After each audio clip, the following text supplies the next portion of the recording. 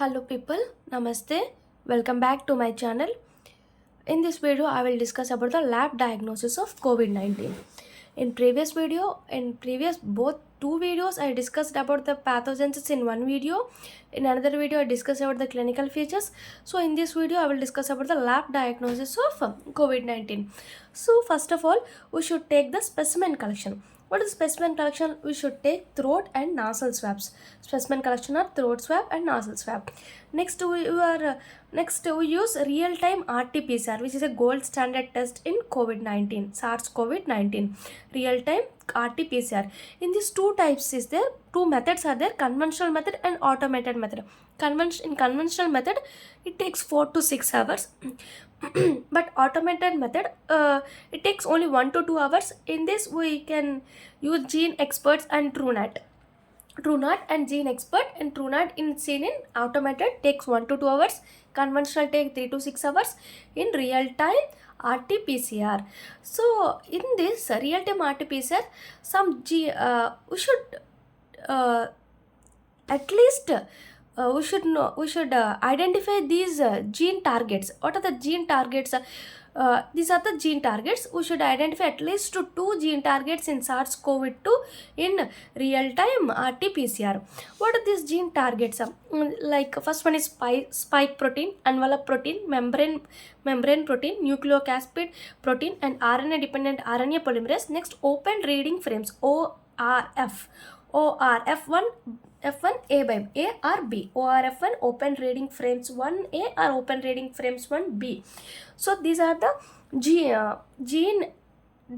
of SARS-CoV-2. So at least 2 of them we should identify. Then it is positive test for COVID-19.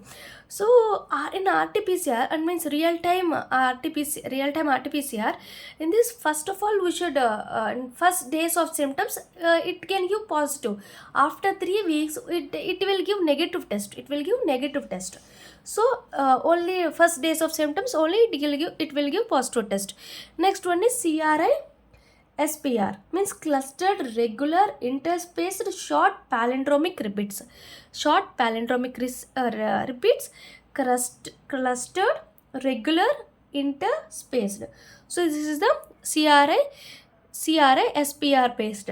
So in this, this is helpful for identification of RNA of SARS-CoV-2, directly identification of RNA, and it is low cost and very rapid also.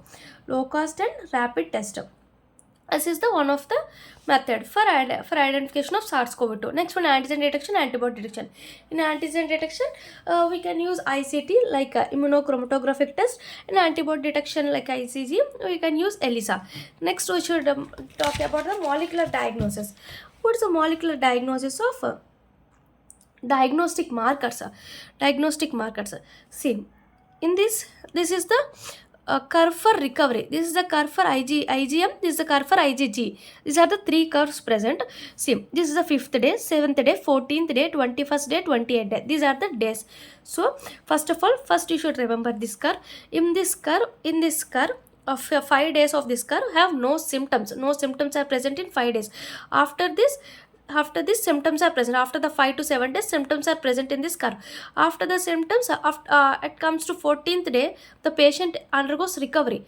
After the symptoms not present, 5 to 7 days symptoms are present, the patient undergoes recovery, and the patient undergoes completely recovered. Of 28 days, the patient completely recovered in 28 days.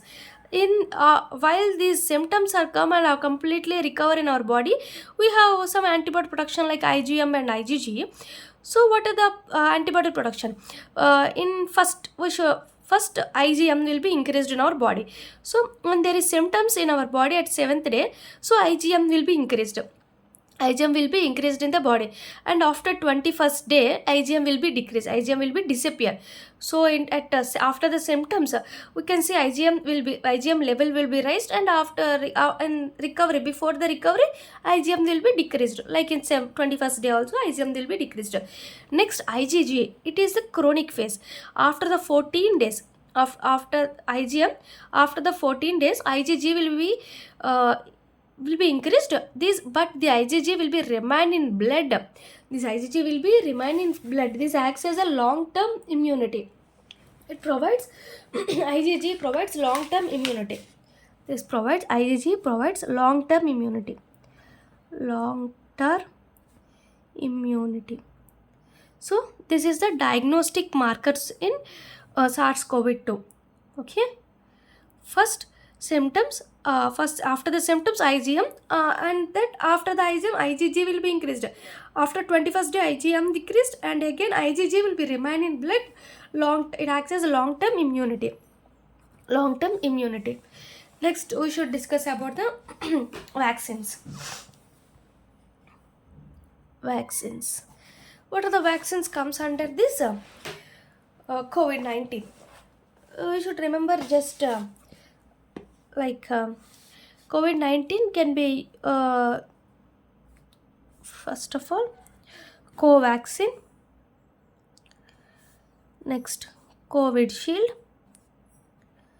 Covaxin, COVID Shield, Sputnik V vaccine, Sputnik V vaccine, next COVID-19 nasal vaccine. Nasal vaccine is also present. Next one is Covin vaccine, COVID-19 nasal vaccine and Covin vaccine, and these are the vaccines. This COVID-19 can be indicated all the ages if greater than 15 years. These are all given for greater than or equal to 15 years of age. 15 years of age.